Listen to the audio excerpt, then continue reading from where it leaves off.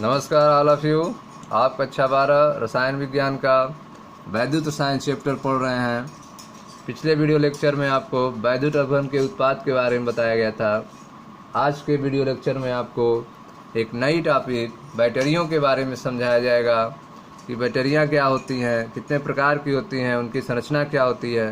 तो आइए शुरू करते हैं बैटरियों के बारे में। बैटरियां देखें ध्यान से, कोई भी बैटरी क्या होती है, वास्तव में एक या एक से अधिक सेल को क्या करते हैं, श्रेणीबद्ध करते हैं, श्रेणी क्रम में जोड़ते हैं, श्रेणीबद्ध करते हैं। बैटरी मतलब एक या एक से अधिक सेल को क्या करते हैं, श्रेणीबद्ध करते हैं, तब उसको क्या कहेंगे, बैटरी कहेंगे। तो कोई भी बैटरी या सेल जिसे हम विद्युत के स्रोत के रूप में प्रयोग में लाते हैं, मूलतः क्या होता है, एक गैल्वेनिक सेल है जो रेडॉक्स अभिक्रिया की रासायनिक ऊर्जा को विद्युत ऊर्जा में परिवर्तित कर देता है।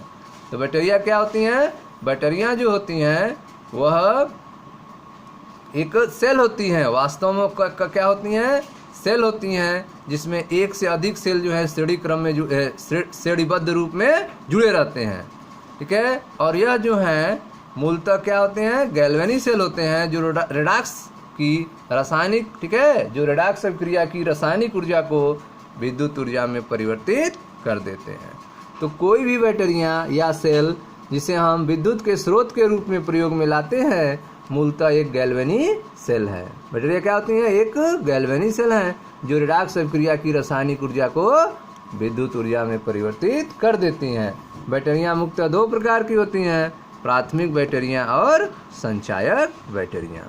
ठीक है, तो बैटरियां क्या होती हैं, कोई भी बैटरी वास्तव में एक या एक से अधिक सेल श्रेणीबद्ध रहते हैं। किसी भी बैटरी में वास्तव में क्या होता है, एक या एक से अधिक सेल क्या होते हैं, श्रेणीबद्ध होते हैं।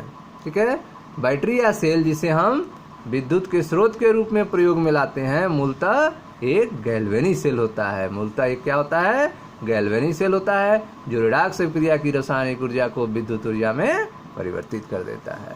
बैटरियां मुख्यतः दो प्रकार की होती है, प्राथमिक बैटरियां और संचायक बैटरियां। ठीक है, तो आप देखते हैं प्राथमिक बैटरियों के बारे में। प्राथमिक बैटरियों में अभिक्रिया केवल एक बार होती हैं। जो प्राथमिक बैटरियां होती हैं उनमें अभिक्रिया केवल एक बार होती है तथा कुछ समय तक प्रयोग के बाद बैटरी निष्क्रिय हो जाती है और पुनः प्रयोग में नहीं लाई जा सकती।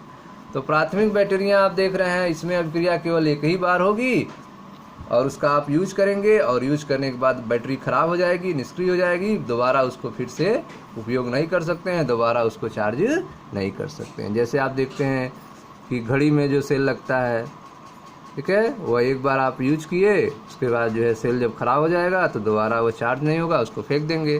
तो उनको क्या कहते हैं, शुष्क सेल कहते हैं। यह किसका उदाहरण है, शुष्क सेल, प्राथमिक बैटरी का।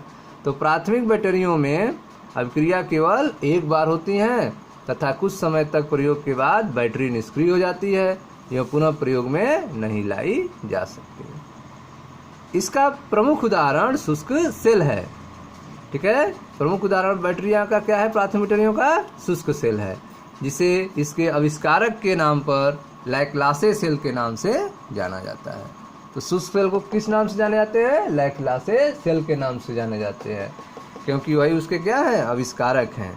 इसका प्रयोग समान रूप से ट्रांजिस्टर और घड़ियों में होता है।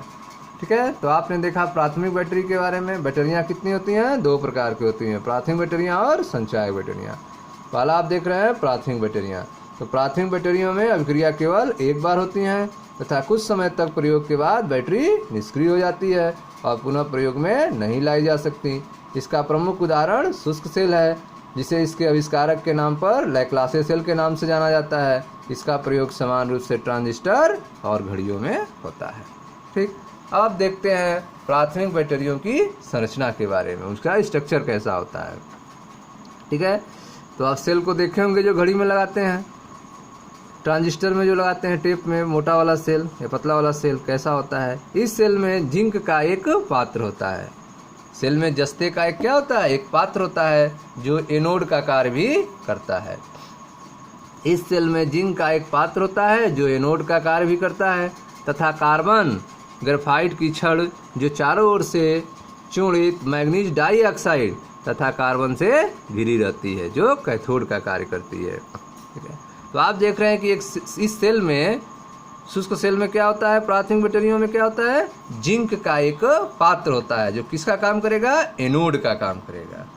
इसमें जिंक का एक पात्र होगा जो एनोड का कार्य करेगा, ठीक है, तथा कार्बन ग्रेफाइट की एक छड़ होगी जो चारों ओर से चूर्णित मैग्नीज डाइऑक्साइड तथा कार्बन से घिरी रहती है और किसका काम करती है, कैथोड का कार्य करती है। ठीक है, इलेक्ट्रोड के मध्य का स्थान अमोनियम क्लोराइड और जिंक क्लोराइड के नम पेस्ट से भरा रहता है। इलेक्ट्रोड के जो बीच का स्थान है उसमें क्या भरा रहता है, अमोनियम क्लोराइड और जिंक क्लोराइड का नम पेस्ट भरा रहता है। ठीक है, तो संरचना आपने देखा प्राथमिक बैटरी की। इस सेल में जिंक का एक पात्र होता है जो एनोड का कार्य भी करता है तथा कार्बन अर्थात ग्रेफाइट की छड़ होती है जो चारों ओर से चूर्णित मैग्नीज डाइऑक्साइड तथा कार्बन से घिरी रहती है और कैथोड का कार्य करती है। इलेक्ट्रोड के मध्य का स्थान अमोनियम क्लोराइड और जिंक क्लोराइड के नम पेस्ट से भरा रहता है। ठीक है, अब कैसी अभिक्रिया होती है उसमें, इलेक्ट्रोड अभिक्रियाएं देखें। एनोड पर जो है जिंक सॉलिड जिंक आयन में चेंज होता है, ऑक्सीकरण अभिक्रिया होती है, और कैथोड पर मैग्नीज डाइऑक्साइड जो है अमोनियम आयन से क्रिया करके इलेक्ट्रॉन ऐड होता है, अपचयन होता है और ठीक है MnOOH बनता है, अमोनिया बनता है। ये अभिक्रियाएं कहाँ होती हैं, क्या होती है, कैथोड पर होती हैं। आगे देखें, कैथोड की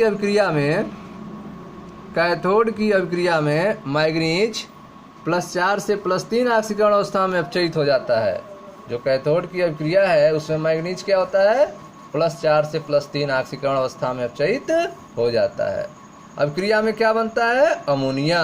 अभिक्रिया में उत्पन्न अमोनिया जिंक आयन के साथ संकुल बनाता है, NH3 2+ संकुल बनाता है और सेल का विभव लगभग 1.5 वोल्ट होता है। ठीक है, तो आप देख रहे हैं कि यहाँ पे जो अमोनिया बनता है वह जिंक के साथ जुड़कर क्या बनाता है, संकुल बनाता है, जिंक के साथ जुड़कर संकुल बनाता है। और मैग्नीज की ऑक्सीकरण संख्या क्या होती है, परिवर्तित हो जाती है, +4 से +3 हो जाती है। ठीक है, अपचयित हो जाती है। अभिक्रिया में उत्पन्न अमोनिया जिंक के साथ संकुल बना लेता है, कॉम्प्लेक्स बना लेता है और सेल का विभव लगभग 1.5 वोल्ट होता है।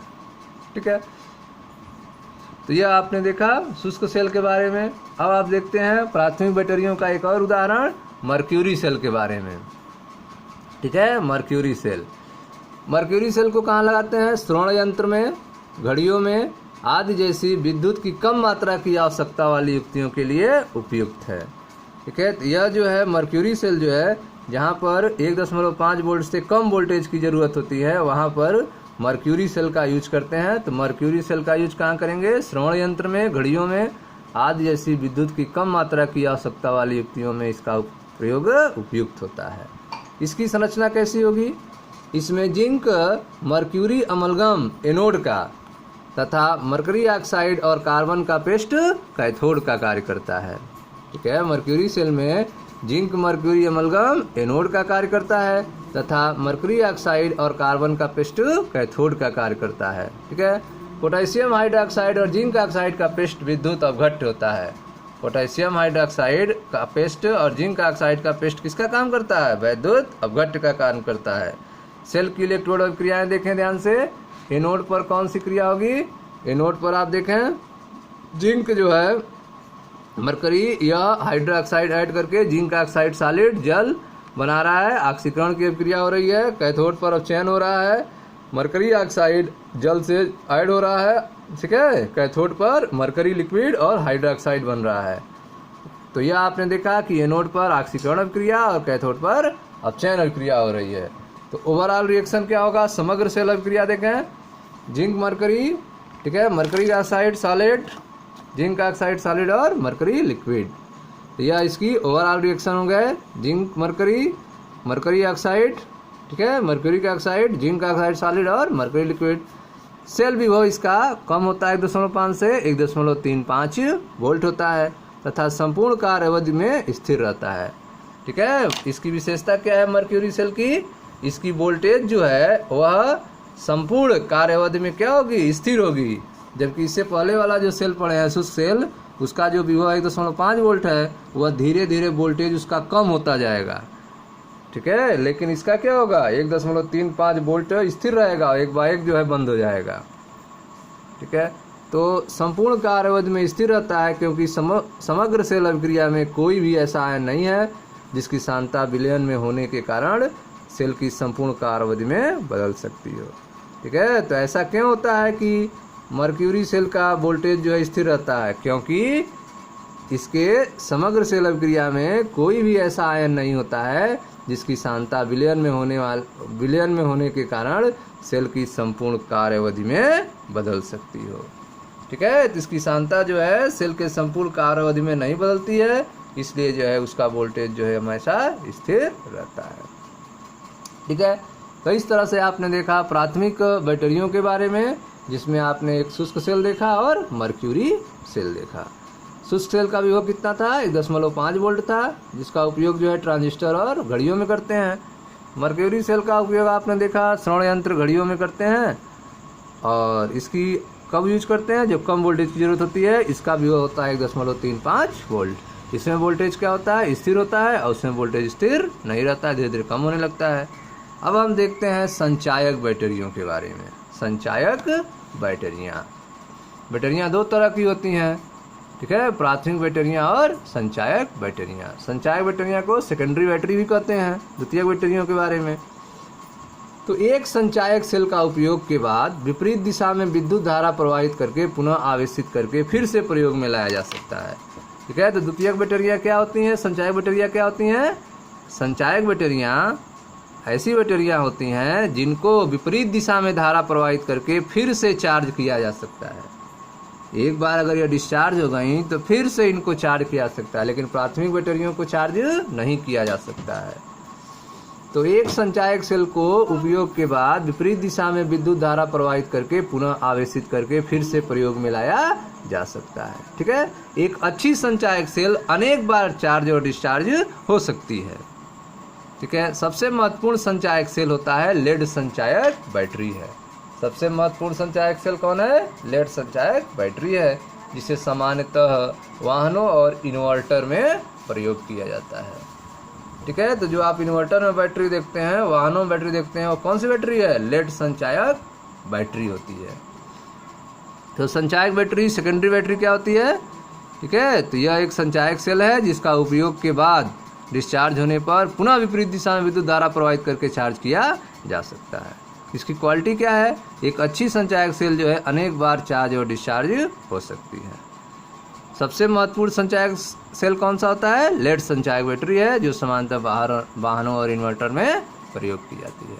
तो आइए देखते हैं लेड संचायक बैटरी के बारे में, लेड संचायक सेल की संरचना और स्ट्रक्चर के बारे में।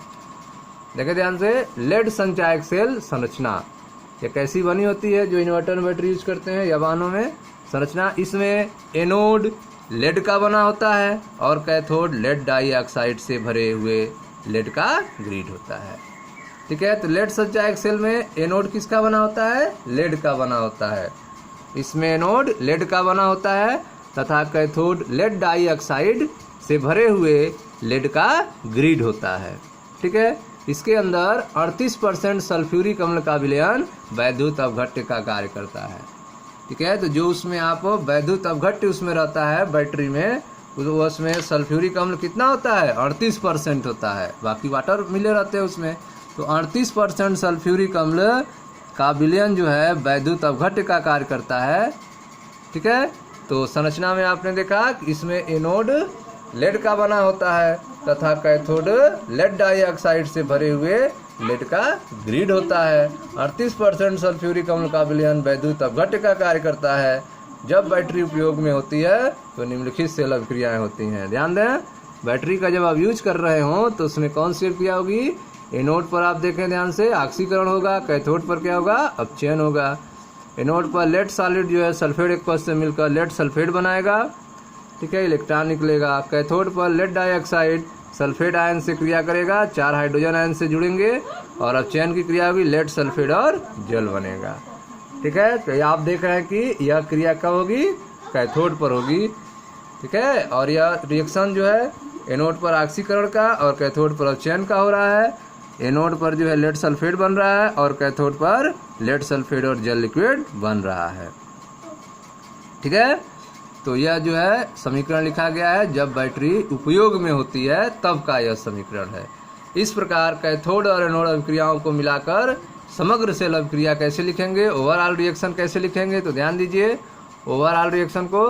तो lead solid, lead dioxide solid, sulphuric अम्ल एक्वस, ठीक है, बनाएगा लेड सल्फेट सॉलिड और जल लिक्विड। तो आप देख रहे हैं कि दोनों का एनोड और कैथोड का समग्र अभिक्रिया जो है, ठीक है, जो होने के बाद क्या बन रहा है, लेड सल्फेट बन रहा है और जल बन रहा है। बैटरी को आवेशित करने पर अभिक्रिया उत्क्रमित हो जाती है। जब बैटरी को जब आप फिर से चार्ज करेंगे तो यह अभिक्रिया क्या होती है, उल्टी हो जाती है, उत्क्रमित हो जाती है, तथा एनोड और कैथोड पर लेड सल्फेट जो है वह लेड और लेड डाइऑक्साइड में बदल जाते हैं। एनोड और कैथोड पर कौन सा लेड सल्फेट, लेड और लेड डाइऑक्साइड में बदल जाते हैं, ठीक है। तो इस तरह से आपने देखा संचायक बैक्टीरियों में का उदाहरण एक लेड संचायक सेल। एक और देखते हैं उसी का, निकिल कैडमियम सेल, जो संचायक बैक्टीरिया ही है। निकिल कैडमियम सेल यह भी एक संचायक सेल है जिसकी कार्य अवधि लेड संचायक बैटरी से अधिक होती है, ठीक है। निकिल कैडमियम सेल भी क्या है, यह भी एक संचायक सेल है, लेकिन इसकी जो कार्य अवधि है वह लेड संचायक बैटरी से अधिक होती है, किंतु इसकी निर्माण की लागत अधिक होती है।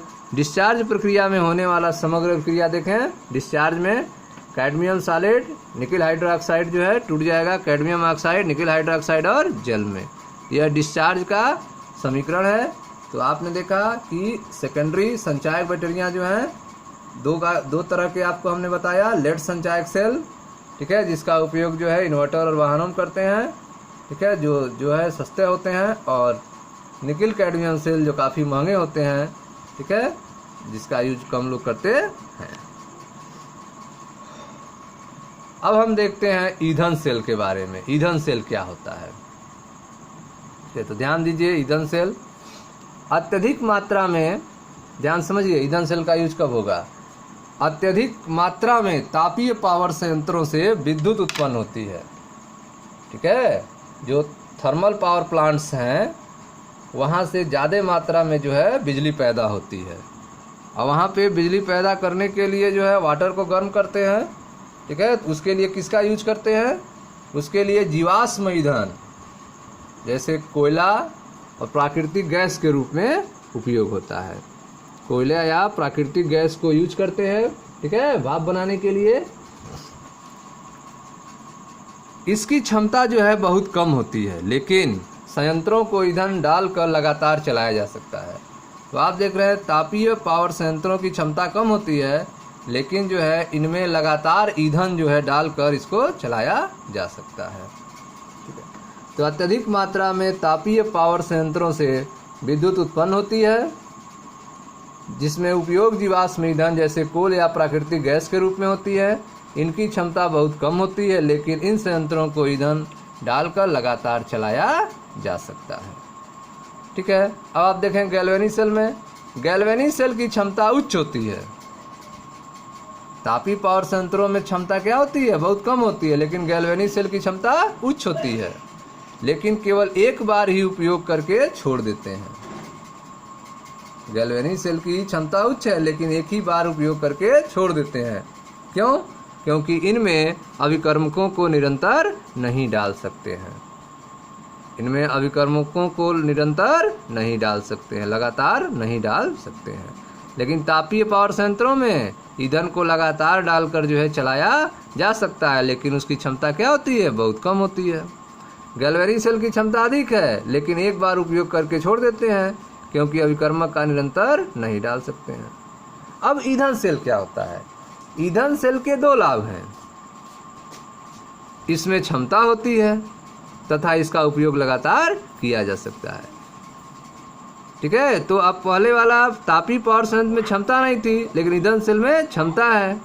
गैल्वेनिक सेल में क्षमता थी तो उसको लगातार यूज नहीं कर सकते हैं, लेकिन ईंधन सेल को लगातार यूज कर सकते हैं। यह दोनों में जो दोष थे इन दोनों दोषों को यह दूर कर रहा है ईंधन सेल। अर्थात ईंधन सेलों के दो लाभ हैं, इनमें क्षमता होती है तथा इनका उपयोग लगातार किया जा सकता है। ठीक है, अधिकांश ईंधन सेल ईंधन के लिए किसका यूज करते हैं? तो अधिकांश ईंधन सेल ईंधन के लिए जैसे हाइड्रोजन, ठीक है, मीथेन, मिथेनॉल आदि अभिक्रियाओं पर आधारित होती हैं। ठीक है, हाइड्रोजन, मीथेन, मिथेनॉल आदि अभिक्रियाओं पर आधारित होती हैं, जिन्हें लगातार ईंधन सेलों में डाला जाता है। ठीक है, तो आइए एक ईंधन सेल का उदाहरण लेते हैं। हाइड्रोजन ऑक्सीजन ईंधन सेल। हाइड्रोजन ऑक्सीजन ईंधन सेल। ठीक है, हाइड्रोजन के दहन में उपयोग होने वाली यह एक अत्यधिक सफल ईंधन सेल है। हाइड्रोजन ऑक्सीजन ईंधन सेल जो है वह हाइड्रोजन के दहन में उपयोग होने वाली यह एक अत्यधिक सफल ईंधन सेल होती है। इसमें उपयोग होने वाले इलेक्ट्रोड उत्प्रेरक प्लेटिनम अथवा लेड का सूक्ष्म चूर्ण होता है। ठीक है, सहित कार्बन छिद्रित से बने हुए होते हैं। इसमें उपयोग होने वाले इलेक्ट्रोड उत्प्रेरक, ठीक है, प्लेटिनम अथवा लेड का सूक्ष्म चूर्ण सहित कार्बन छिद्रित से बने हुए होते हैं। पोटेशियम हाइड्रोक्साइड के जलीय विलयन को विद्युत अपघटनी के रूप में उपयोग किया जाता है। हाइड्रोजन गैस को एनोड तथा ऑक्सीजन गैस कैथोड के चारों ओर बुलबुले के रूप में होती हैं। ठीक है, तो हाइड्रोजन ऑक्सीजन ईंधन सेल में हाइड्रोजन के दहन में उपयोग होने वाला यह एक अत्यधिक सफल ईंधन सेल होती है। इसमें उपयोग होने वाली इलेक्ट्रोड उत्प्रेरक प्लेटिनम अथवा लेड का सूक्ष्म चूर्ण सहित कार्बन छिद्रित से बने होते हैं। पोटेशियम हाइड्रोक्साइड के जलीय विलयन को विद्युत अपघटनी के रूप में उपयोग किया जाता है। हाइड्रोजन गैस को एनोड तथा ऑक्सीजन गैस कैथोड के चारों ओर बुलबुले के रूप में होती हैं। इलेक्ट्रोड अभिक्रियाएं कैसी होती हैं? ध्यान दें, एनोड पर ऑक्सीकरण होता है और कैथोड पर अपचयन होता है। एनोड पर हाइड्रोजन जो है हाइड्रोक्साइड से मिलकर जल बनाता है और कैथोड पर ऑक्सीजन जो है जल से मिलकर हाइड्रोक्साइड बनाता है। दोनों रिएक्शन को समग्र अभिक्रिया लिखेंगे तो हाइड्रोजन और ऑक्सीजन मिलकर जल बनाते हैं। ठीक है, तो हाइड्रोजन ऑक्सीजन ईंधन सेल में क्या होता है? हाइड्रोजन गैस और ऑक्सीजन गैस आपस में मिलते हैं और क्या बनता है? जल बनता है। ठीक है, और जो रासायनिक अभिक्रिया होने के बाद जो ऊर्जा निकलती है वही विद्युत ऊर्जा में चेंज होती है। इस सेल का विभव जो है 10.9 वोल्ट होता है। इसका उपयोग अपोलो आकाश कार्यक्रम में शक्ति स्रोत के रूप में होता है और उत्पन्न जल एयरक्राफ्ट क्रू के लिए पीने में प्रयोग होता है। तो आप देख रहे हैं कि हाइड्रोजन गैस और ऑक्सीजन गैस के मिलने से जल बन रहा है। इस जल का यूज जो है पीने के लिए किया जाएगा और जो हाइड्रोजन ऑक्सीजन के मिलने से जो रासायनिक अभिक्रिया हुई है और उससे जो ऊर्जा पैदा हुई है उससे बिजली बनाई जाएगी। ठीक है, और उससे कितना वोल्टेज पैदा होगा? 10.9 वोल्टेज पैदा होगा, 10.9 वोल्ट पैदा होगा। ठीक है, तो इस तरह के ईंधन सेल का यूज कहाँ किए गए थे? अपोलो आकाश कार्यक्रम में शक्ति स्रोत के रूप में किया गया था। ठीक है, और जो जल बना था उसको जो एयरक्राफ्ट क्रू थे उनको पानी पीने के रूप में यूज करने के लिए किया गया था। ठीक है, इसका प्रदूषण जो है बहुत नगण्य होता है, इससे प्रदूषण नहीं होता है। बाकी जो दोनों आप सेल पढ़े हैं उससे प्रदूषण होता है। ठीक है, लेकिन इसमें कोई प्रदूषण नहीं होता है। ठीक, तो इस तरह से आपने आज बैटरियों के बारे में पढ़ा। बैटरियां दो तरह की आपने पढ़ा, प्राथमिक बैटरियां और द्वितीयक बैटरियां, जिसे संचायक बैटरी कहते हैं। उसके बाद जो है आपने ईंधन सेल के बारे में पढ़ा और उसका एक उदाहरण आपने पढ़ा हाइड्रोजन ऑक्सीजन ईंधन सेल के बारे में। अब अगले वीडियो लेक्चर में आपको संक्षारण के बारे में बताएंगे। तब तक के लिए आप लोग किताब पढ़ते रहिए, वीडियो को बार बार देखते रहिए, वीडियो को लाइक करें, शेयर करें, सब्सक्राइब करें। धन्यवाद।